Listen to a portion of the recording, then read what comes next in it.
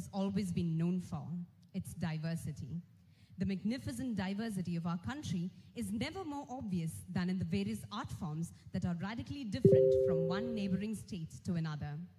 Today, we present before you 3 dance forms: the traditional Lavani, a combination of song and dance from Maharashtra, the social-religious folk dance of Gujarat, the Dandiya, and the classical dance form of Uttar Pradesh, Kathak. Please put your hands together for this dance medley.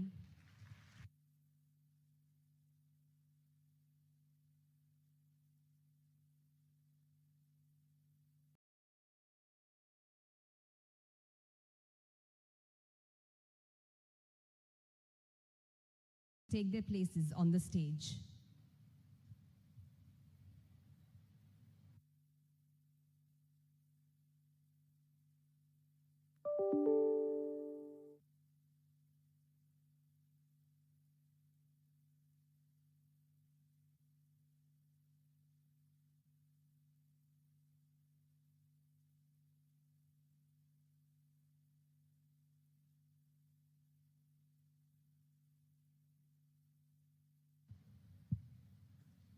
May I now invite the Principal of St. Teresa's College, Dr. Lizzie Matthew, to formally welcome the gathering.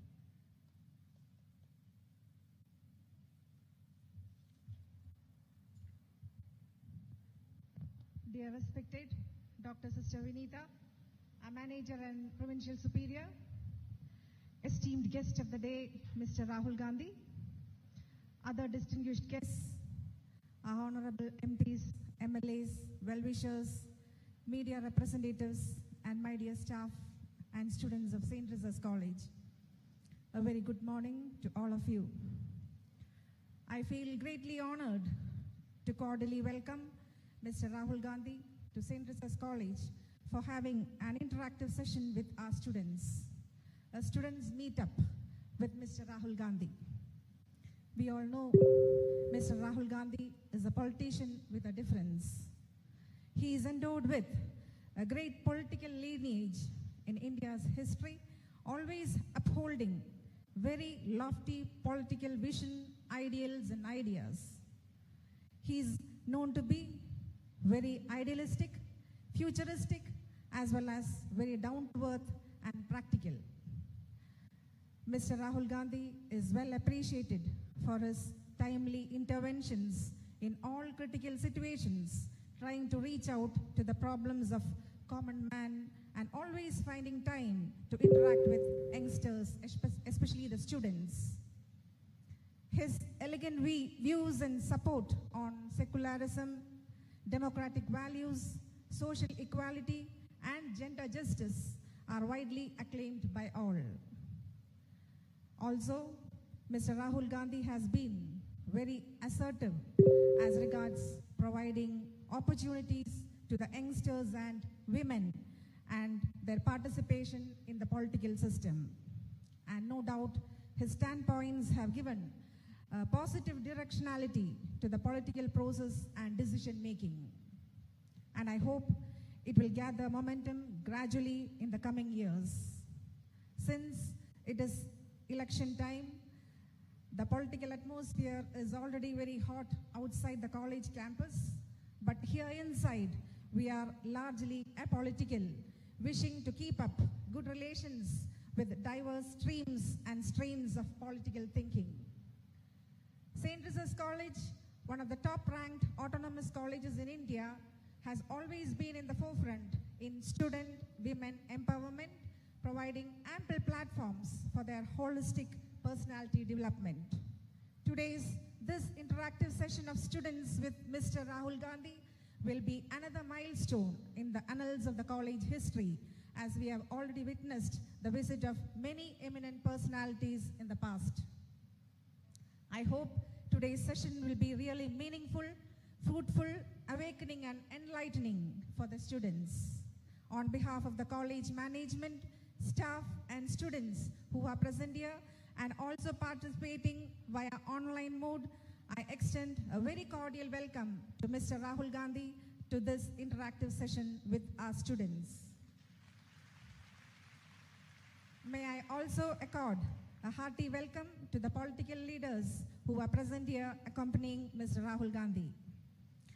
I wholeheartedly welcome Reverend Dr. Sister Vinita, our Manager and Provincial Superior of the CSST congregation. A very warm welcome to the Deans, Dr. Usha Nair and Dr. Alfonso Vijaya Joseph, and also to the College Union. My most cordial welcome to the teaching and non-teaching staff to this event. Further, I very delightfully extend my warm welcome to all the students seated here who are privileged to participate in this very valuable interactive session. I wish you all a very good day ahead with deep exchange of viewpoints that will leave lasting impressions on all participants. Thank you all. Best wishes.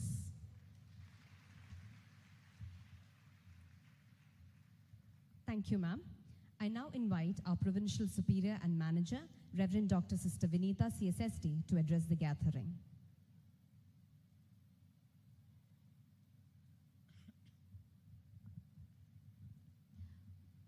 Most respected and beloved Shri Rahul Gandhi, MP, Dr.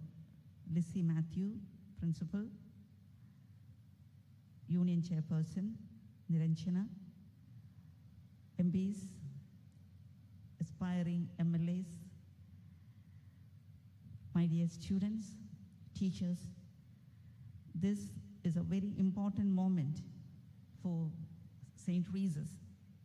As you are celebrating your Arts Club Day, we have an eminent person like Shri Rahul Gandhi here to interact with you, especially at this moment when the nation is preparing in different states to elect their leaders. It's an opportunity for you, dear young students, to express your viewpoints about what you want your country to be, how you want the country to emerge to a person who is an aspiring leader, taking country forward with his difference in thinking, with his positive and futuristic outlook of life. Dear Shri Rahulji, we are indeed very happy that you are here and you will be interacting with our fertile minds, the young girls. You asked me one question: what do you aspire to create out of this? And I just told you what we want, what we aim at is the empowerment of women, women taking lead role in all aspects of society, in political, in social, in economic, and even in cultural fields. And that's what we do in this campus, empowering young women for generations. In 5 years' time, it will be 100 years. And we have been doing our duty consciously and with dedication, shaping the destiny of young women in our nation. I wish you a very pleasant and challenging interactive session with our students. All the best to you.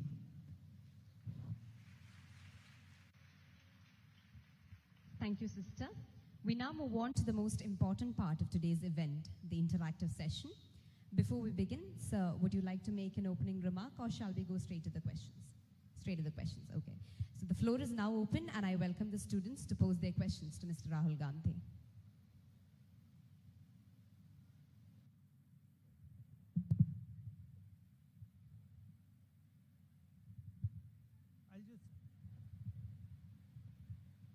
I'll just welcome everybody. Yeah? Thank you all for coming here today.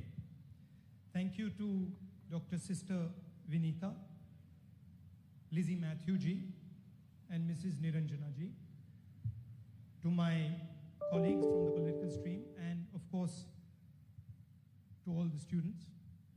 I'm looking forward to having a conversation with you. I asked, as I walked in, I asked, what does this institution aim to do? What are you looking at doing?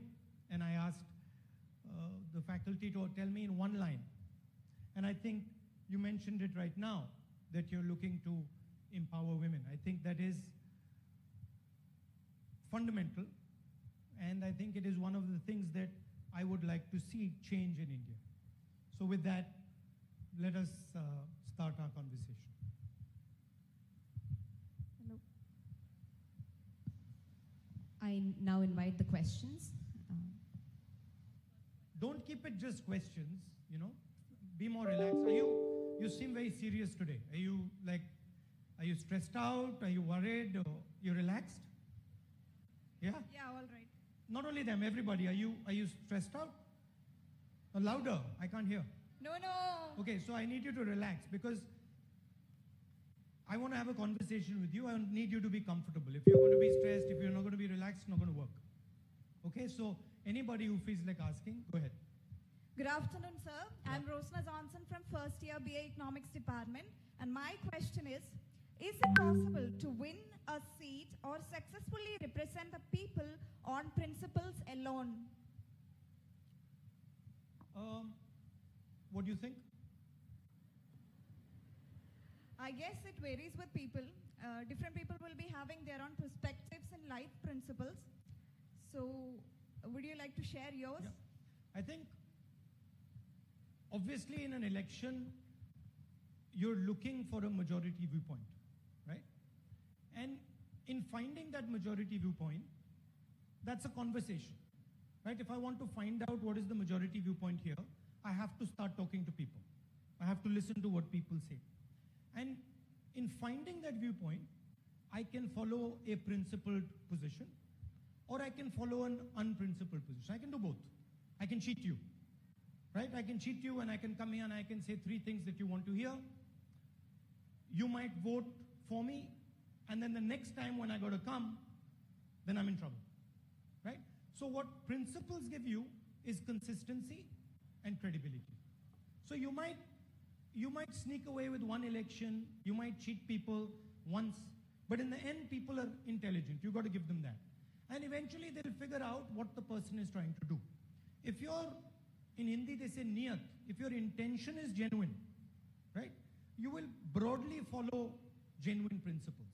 If your intention is to cheat people, then you will broadly follow principles that cheat people. And then I think you can tell when someone genuine comes to me, I might make a mistake once. I'm unlikely to make a mistake twice or 3 times or 4 times. So I think that applies to politics as well. I also I don't find it interesting to do politics without principles. It's not interesting for me. So frankly, I wouldn't do it any other way. There might be a cost to it. I'm ready to bear that cost. I learn from these principles. I find these principles help me in my work. So that would be the answer. Thank you, sir, for the answer. Tell me a bit about yourself. I'm Rosna Johnson, and I'm doing first year BA Economics degree here. So the boss of the college said that we are trying to empower women. Yeah, true. Do you think you're empowered? Getting empowered. And what does that process involve? Like if I would like to tell, I could tell I'm in the stages, because right now I'm running an online business which helped me to reach the final position. Okay. Yeah. And so as a young lady, how do you know when you step into society that you're empowered? Like I would say to you, well, you face something that I never face, right? Yeah.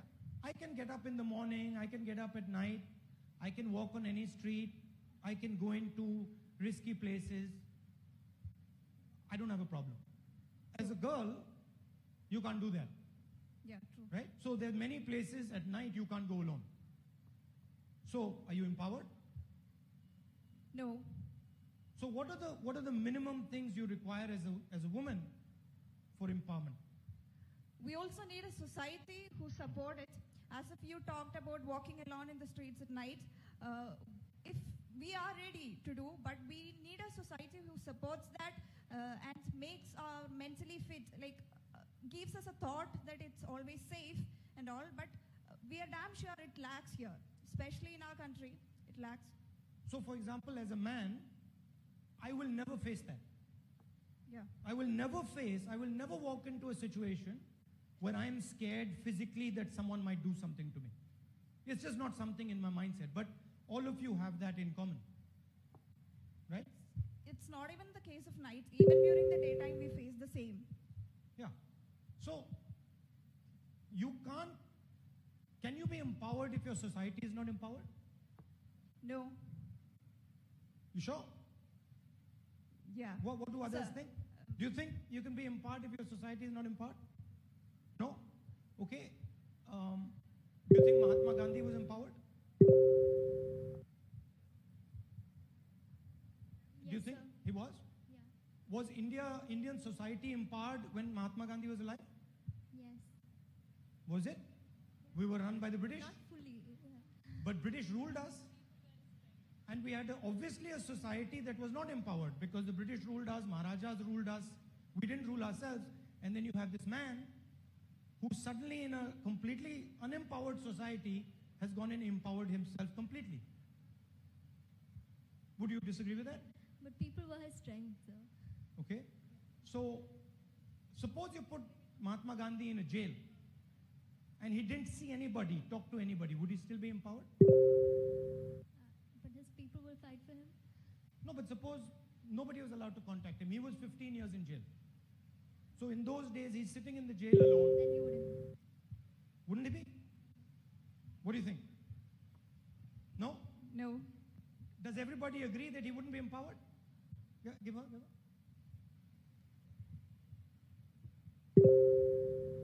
I feel like empowerment is individually, like, Okay. just because he's in jail, physically he's in jail, it doesn't mean that he mentally is not empowered. Okay. That's why he became the father nation, because he had the strength in himself, he believed in himself. So physically, even if he's in jail, I feel like he'll be mentally empowered. Okay. Because obviously he showed it. After he came out, he did a lot of things.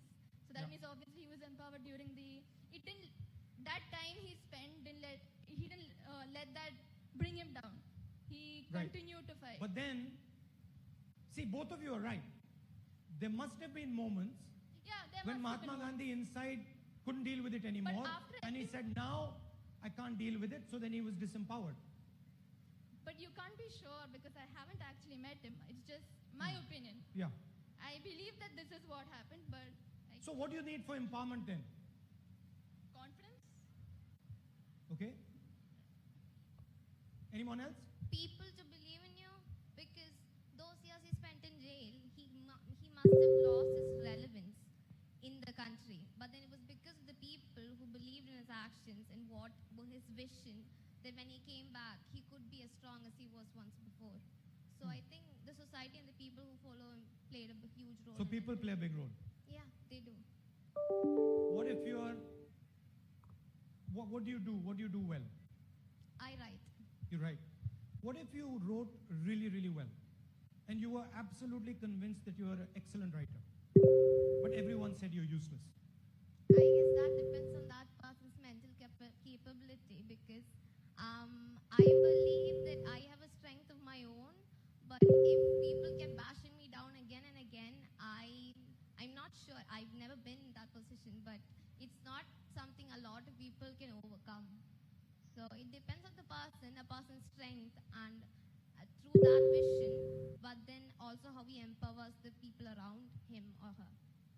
But if you were convinced, if you practiced writing every day, and you've been writing for 10, 15, 20 years, and you were convinced that what you were saying and what you were writing was good, and everybody else said it's not, if my passion in it is that strong, then I Right. believe nothing can stop me. Exactly. So, point I'm trying to make is empowerment. You can sit, you can relax. Point I'm trying to make is empowerment comes from inside. It doesn't come from outside. It is when you believe in yourself that you start to become empowered. When you falsely believe in yourself, you become arrogant. This is a different thing. Arrogance is not empowerment. Empowerment is correct belief. If she was a useless writer and she was convinced she was a good writer, right? And she didn't do any work to be a good writer, then she's not empowered, then she's arrogant. So that's, to me, the difference. I like that written over there. Yeah? The fear of the Lord is the beginning of wisdom. So what that is saying is wisdom begins when you're humble. So if you're accurate, if you're humble and you're observing carefully, that's the first starting point of wisdom. And from wisdom comes empowerment.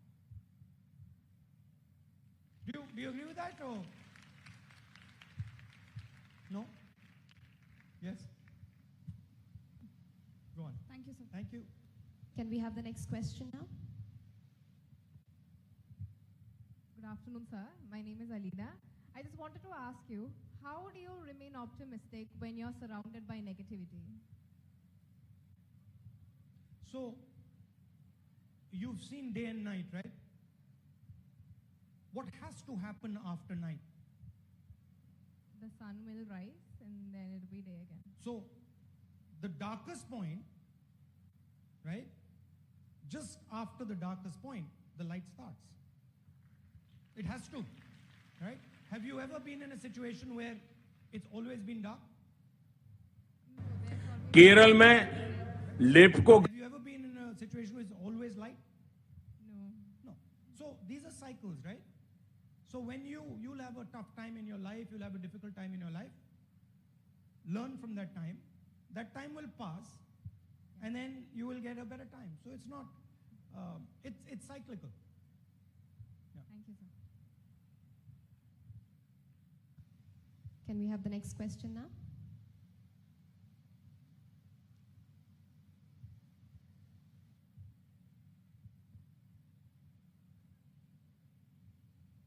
Are you normally this shy? Like you're always quiet? Is that the teachers tell you to keep quiet? Or how does, you're always silent like this? Huh? Sir, I need to ask a question or your suggestion or your idea about this. Like we have India's research and development budget. Also, we have the defense budget of India. The Defense budget. defense budget. There is a huge disparity between these two. Because actually, according to Nehru, it is research what runs the country. But currently, आग्रह रहिछु Amit Shah about 58% is going to the defense. Yeah. So what if, I'm not speaking of an utopian condition, but what if we try our utmost to solve the issues happening on the borders in Pakistan and China, and not try to inflame the patriotic feelings using the border issues and then garnering more votes? So would we have a better future? Like we will have more research and development budget coming on. So what is your suggestion or practical ideas regarding that? See, we are living in a time where things are dangerous on the international sphere, and it's an extremely competitive environment, right? So you cannot ignore defense. But what you can do is you can be more efficient. So if your policies are intelligent and you're being clever, smart about it, then you can spend much less than if you're not being clever about it. If you're looking at defense and you're looking at foreign policy, if you have a strategy that is balancing people, that is playing to your strengths, then you will require one level of defense expenditure. If you are playing to your weaknesses, then you will require a completely different defense expenditure. To me, India's strength is its diversity, the difference. It would not be interesting for me to come here and speak to you if you were all the same. It would be boring. I'd ask one question, you'd ask one question, I'd say, thank you, I'm leaving, right? But for me, this is interesting because you're all coming from different places, you all have different ideas. So bringing this stuff together is what I consider to be India's strength. And we have, for thousands of years, the ability to bring these different ideas together. So my complaint is that we are not doing enough to bring all these ideas together. If we bring these ideas together properly, we respect each other, we carry each other, we will not require as much sort of defense expenditure, our economy will be better, we will produce more jobs, the whole thing is connected.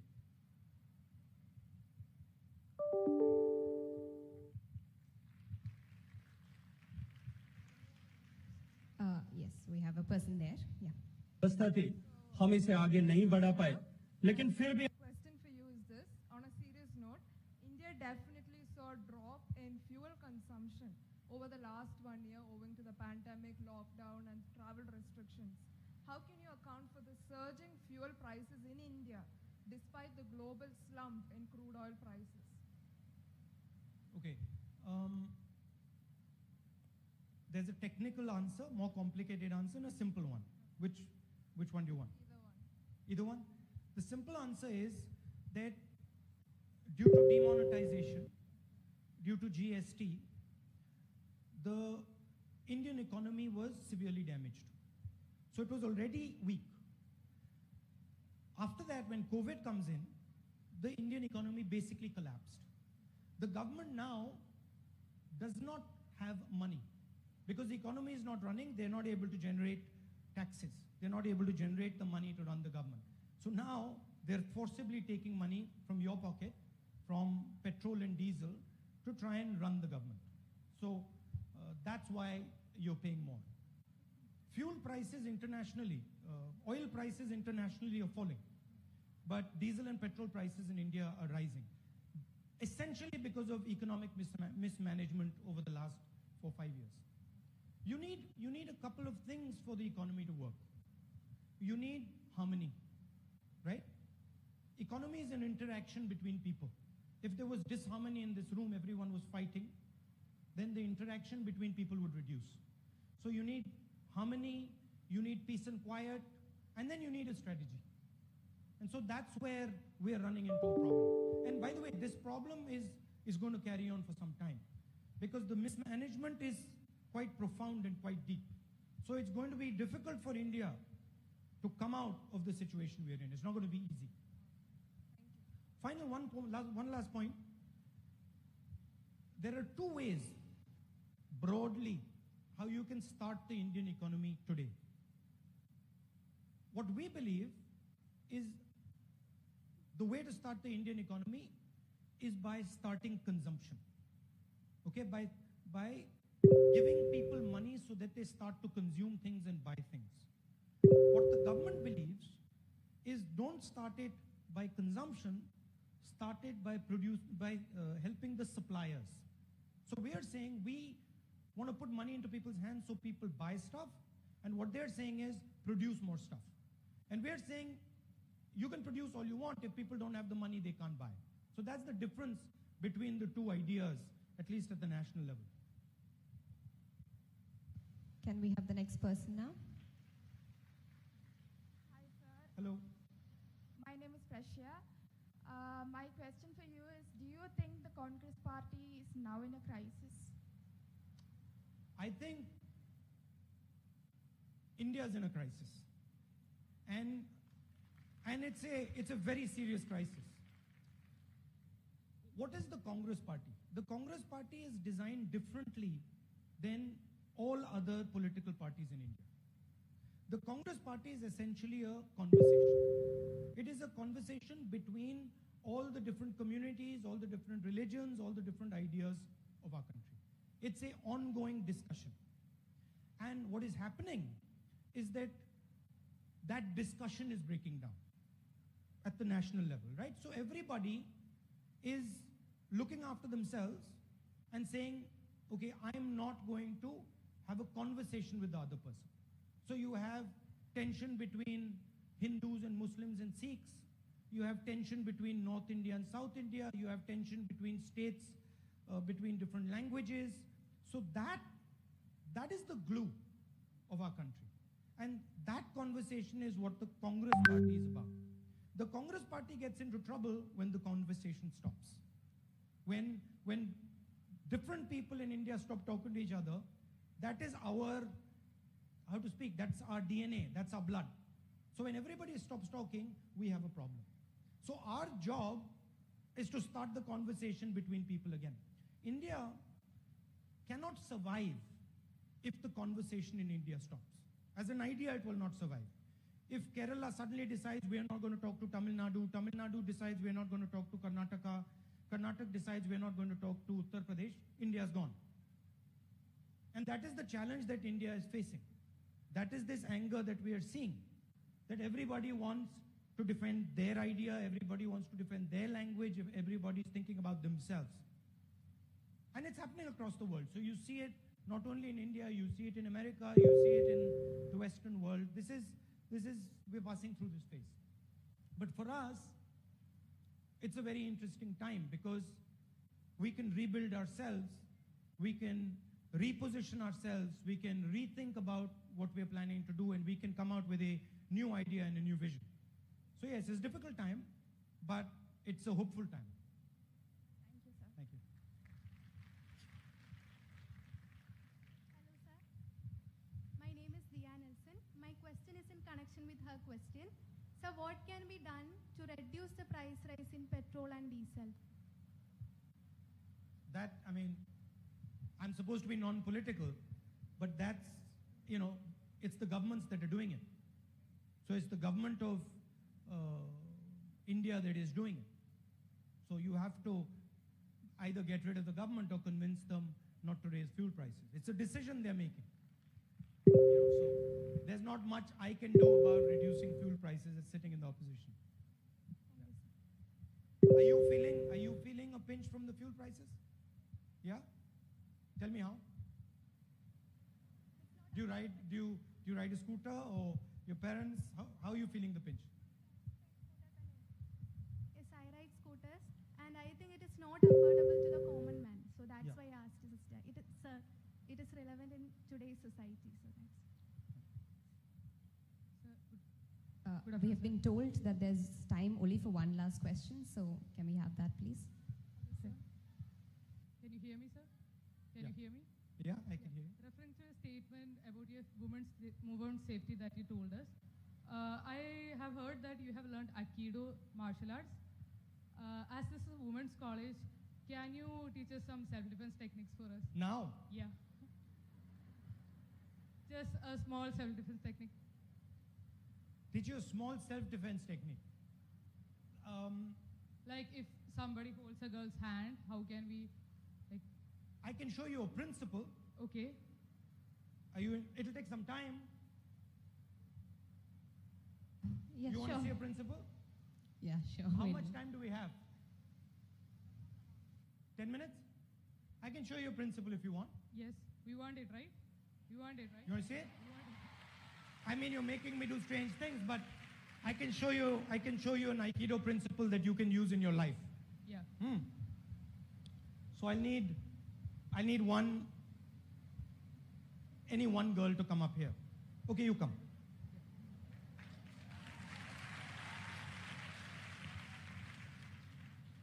Okay. I'll need one more girl right now. Okay, so I'm gonna ask you to do something. Take off your shoes. Okay. Sit.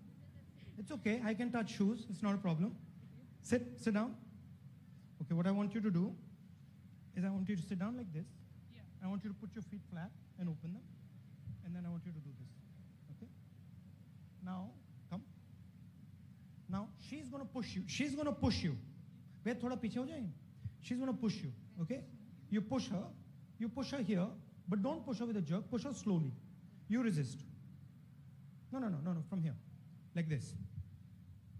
You resist. Can you see? She slowly, push slowly, okay? Push slowly. Slowly. Push.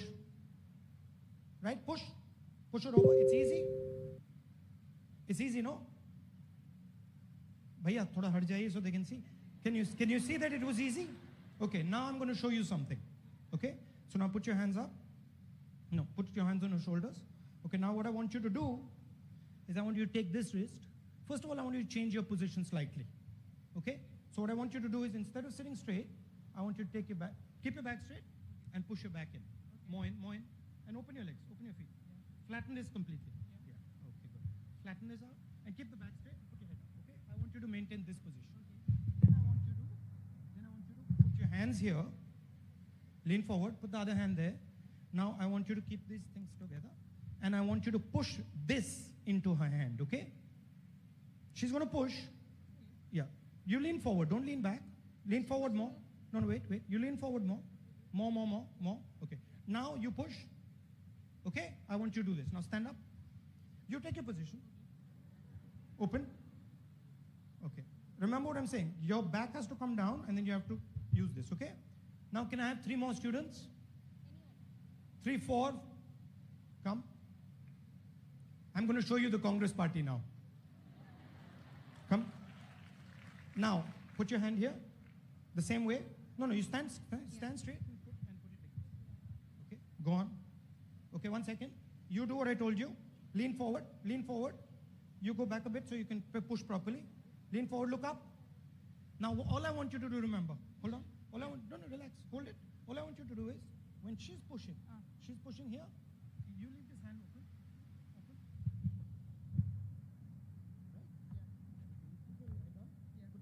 And when she pushes, lift this to the sky. No, slowly. Okay. Push. You lift to the sky. No. Lift, put your back straight. Back straight. No, back in. This way. Okay. Yeah, more, and open your legs. Okay. Open your legs fully. Yeah. Okay, good. Stand up. Now you put your hand on her thing. Yeah. Lean forward. Look up. No, look. Yeah. Now you push. Okay, now push. Push.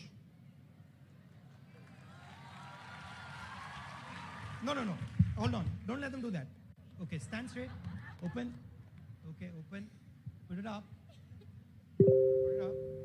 Look up. You have to look up and you have to put your back straight up. More forward. And look up. Yeah. Okay? Push, look up. You have to look up. Good. And you have to, 1 second, put this foot, flatten this foot. Flatten. No, 1 second. You can't cheat. Okay, listen. Do it to me. Come. Huh? Okay, come. Look up. Don't worry. You remember pushing this hand up, okay? You look forward and put your chest down. No, you have to push it forward. Look up. You keep looking down. Okay, now stand up and lean more forward. You have to make the, look here. Look at me. You have to make the triangle. This has to become a triangle. Yeah. Make a triangle. Yeah, exactly. Now come. Now put your hand. Now put it up and keep your head up. Okay, push. Lean forward more. Push into it. Yeah. Push.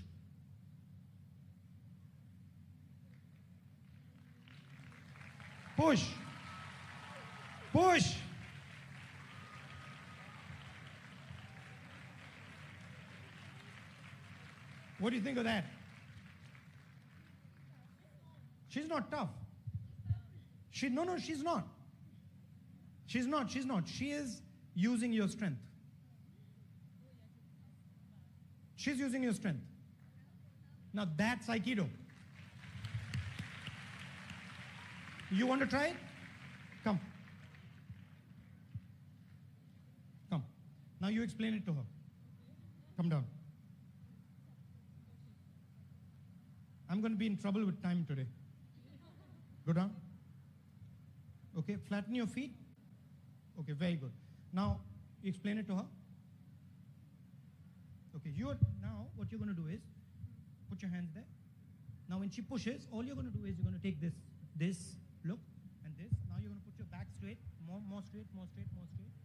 Now when she pushes, right, you're going to push this to the sky. Bring this in. No, up, below her, below her, below her, below her.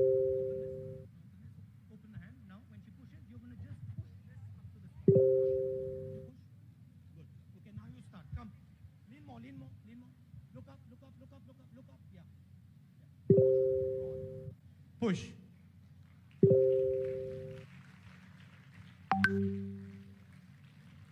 See what's going on?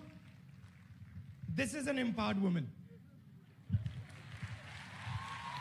So, you can show your friends how it works, okay? Okay. Thank you. Did you like that? Yes. Okay. Thank you, girls. Who Thank asked you, me? sir. You asked me. Who asked me for the principle? You did. Huh. Okay. So was that useful? Yeah. What did you learn from that?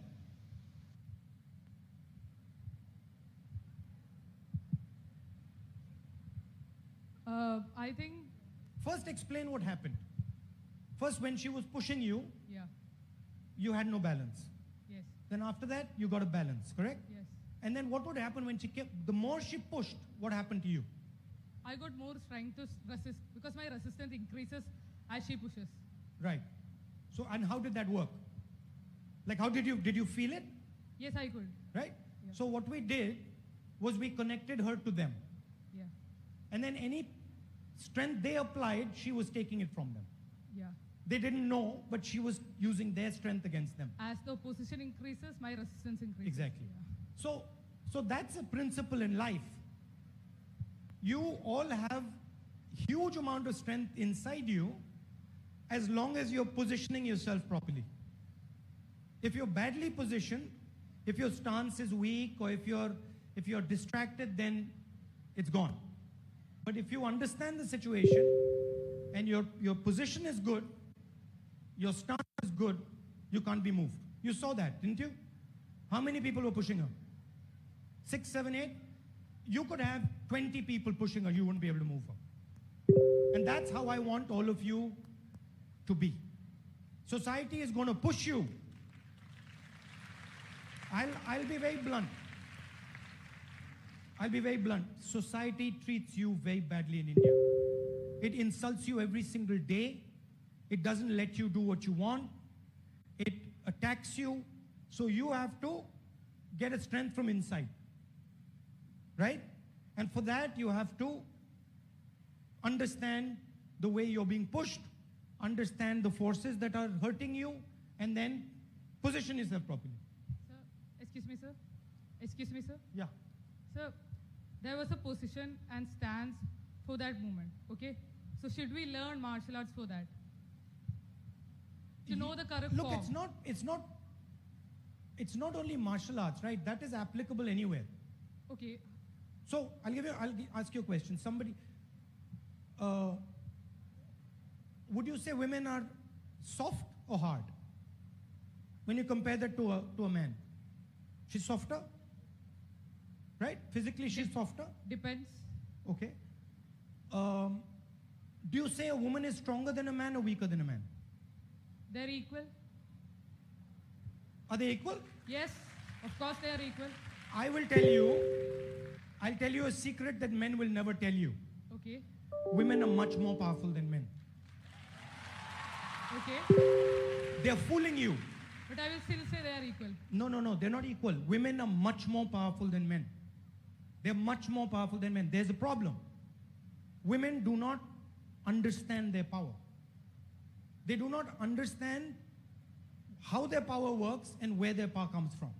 And that is the whole point of empowerment. If I put you on the stage and I said, now 5 people are going to stand against you, stop them. You won't be able to do it. I won't be able to do it. Yes, But then I explained to you where your power comes from. yes. Once you understood where your power comes from, nothing was happening. So you have to learn. First of all, don't be under the illusion that you are less powerful. It's wrong. Society wants to convince you that you're less powerful. Don't buy it. Next, once you've realized that you're more powerful, now understand your power. And the final thing is whatever you do, don't misuse it. Yes. Because once you realize you're powerful, then the tendency to misuse will also come. So do not misuse it, but do not be under the illusion. No woman in this room should be under the illusion that she is not powerful. You're more powerful than men. For sure. I've seen it in my own life all the time. I'm a man, I'm telling you. So don't be fooled. Okay. Yeah? And always look for how the power is applying itself. So power just doesn't happen like that. It applies, right? You're sitting here, power was coming at you. Where was it coming through? Her hands? Her hand. Yeah. What did you do? You took control of her hand. Yes. Once you took control of her hand, who was controlling the system? I was controlling. You are controlling the system. So power is always situational. It is not that I am powerful all the time. There's a huge tree, right? And there's grass. Which is more powerful? Grass gets trampled, grass gets crushed, you can take grass out and throw it away. So you will say tree is more powerful, right? Okay, what happens when a hurricane comes? Now in the hurricane, who's more powerful? Tree or grass? Grass. So you have to see what is going on and position yourself correctly. If you behave like a tree in a hurricane, what's going to happen to you?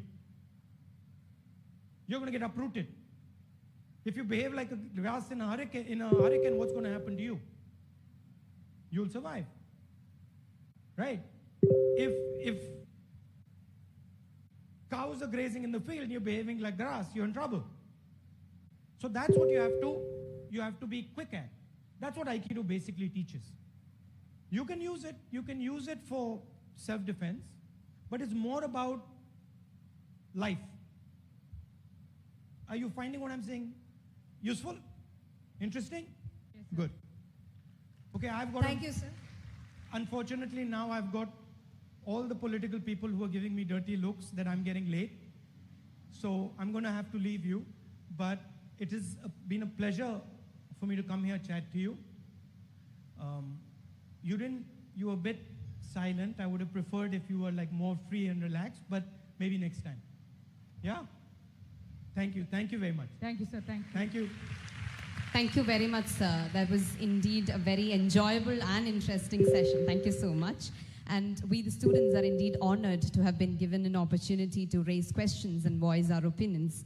And I believe that this opportunity that we've been given today takes us all a step closer towards becoming responsible and empowered citizens who have an active role in building our community. On that note, I thank everyone who joined us today to make this event a grand success. I request everyone to please rise for the national anthem.